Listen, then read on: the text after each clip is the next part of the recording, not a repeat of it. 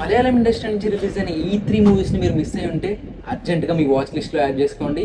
ఈ 3 మూవీస్ తెలుగులో డబ్ అయి ఉన్నాయి. Number 3 Romancham, comedy horror film based on a real life incident.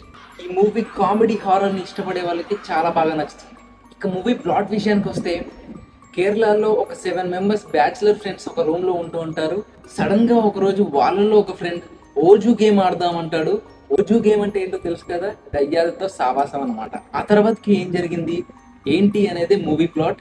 ఈ ఫ్రెండ్స్లో ఇలాంటి ఏమైనా డిఫరెంట్ ఆటలు ఆడిపించి లైఫ్ని గుడిపించే ఫ్రెండ్స్ ఎవరైనా ఉంటే కామెంట్లో పెట్టండి. సినిమా మాత్రం మిమ్మల్ని అస్సలు డిసప్పాయింట్ చేయదు. Watch this movie, you will enjoyed it. Number 2 Minnal Murali. Malayalam industry నుంచి కూడా ఇలాంటి ఒక సూపర్ హీరో మూవీ వస్తుందని నేనైతే ఎప్పుడు అనుకోలేదు. సూపర్ హీరో జాన్రాలో మూవీ తీయడమే చాలా కష్టం, అలాంటిది మూవీ తీసి ఆడియన్స్ని కన్విన్స్ చేయడం ఇంకా చాలా కష్టం. ఆ విషయంలో డైరెక్టర్ బసిల్ జోసెఫ్ సక్సీడ్ అయ్యాడని చెప్పుకోవచ్చు.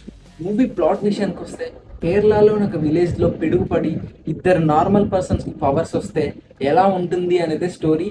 దాన్ని చెడుకు వాడతారా మంచికి వాడతారా అనేది మూవీ ప్లాట్. సినిమా మాత్రం డ్రామాటిక్గా లవ్ అండ్ ఎమోషన్ని క్యారీ చేయడంలో సూపర్ సక్సెస్ అయిందని చెప్పుకోవచ్చు. ఈ మూవీ కూడా మిమ్మల్ని అస్సలు డిసప్పాయింట్ చేయదు. అర్జెంటుగా మీ వాచ్ లిస్ట్లో యాడ్ చేసేసుకోండి. వాచ్ లిస్ట్లో నా ఫేవరెట్ మూవీ నెంబర్ 3 జనగణమన. ఇప్పటి వరకు నేను చూసిన కోర్ట్ రూమ్ మూవీస్లో ది బెస్ట్ మూవీ అని చెప్పుకోవచ్చు.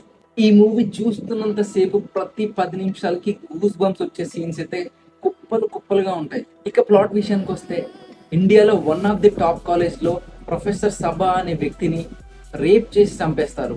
అది రేపా, మర్డరా, సూసైడా అనేదే మూవీ స్టోరీ. అదొక్కటే కాదు, ఈ మూవీలో చాలా టాపిక్స్ మీద మూవీ వెళ్తూ ఉంటుంది. రిలీజియన్, డిస్క్రిమినేషన్ అలా చాలా ఉంటాయి.